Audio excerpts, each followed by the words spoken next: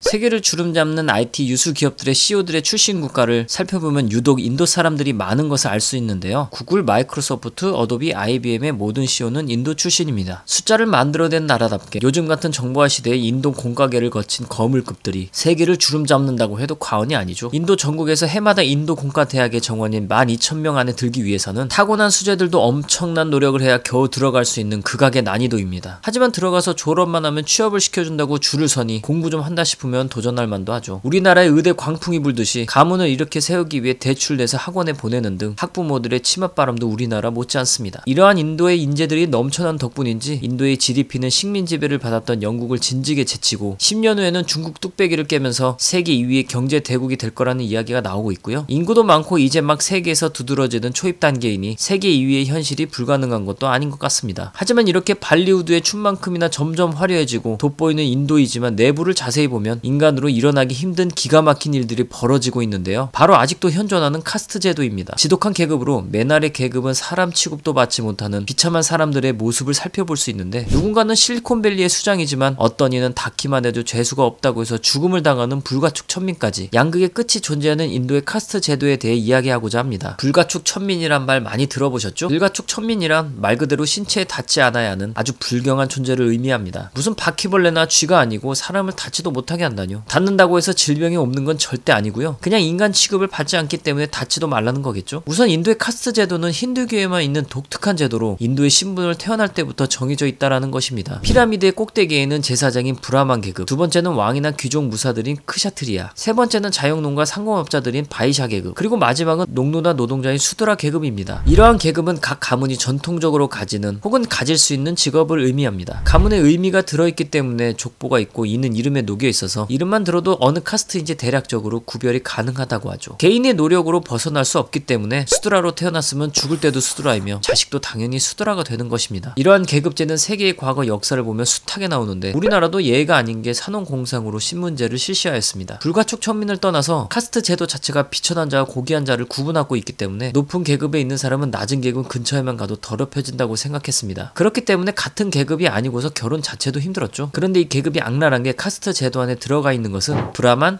크샤트리아, 바이샤, 수드라까지만입니다. 여기서 불가촉 천민은 제도에 들어가 있지도 않아요. 사람 취급도 안 하는 거겠죠. 불가촉 천민은 또 다른 말로 찬달라, 언터처블, 하리잔, 달리트, 퍼라이스라고도 불립니다. 불가촉 천민이 경전을 보았다가는 눈이 뽑히고 입이라도 열었다가 혀를 뽑히고 경전이 있는 소리를 들었다간 귀에 샘물이 부어지고 타 카스트와 접촉하면 신체 부위를 절단하는 등 개 돼지만도 못한 취급을 받았습니다. 사람이 아니기 때문에 마을의 공동 우물을 사용하지도 못하면서 섞이지 않게 불가촉 천민만 모여서 살고 있습니다. 다른 카스트들이 하기 싫은 더럽고 불결한 일들은 죄다 불가촉 천민만 시키지만 이들은 이것이 아니면 살아갈 방법이 없기 때문에 울며 겨자 먹기로 일을 하는 중입니다. 예를 들어 가축을 도축하는 것, 정화조 오물 처리, 막힌 하수도 직접 뚫기, 시신 처리 등 해야만 하지만 더러운 것이나 불결한 것은 불가촉 천민이 합니다. 예전에 무한도전에서도 광희와 유재석이 빨래터에서 빨래를 보여준 적이 있었는데요. 바로 이 빨래를 하는 사람들도 불가촉 천민들이 하는 일입니다. 또한 불가촉 천민들은 성범죄도 차원이 다릅니다. 강제로 성폭행을 하는 일은 빈번하고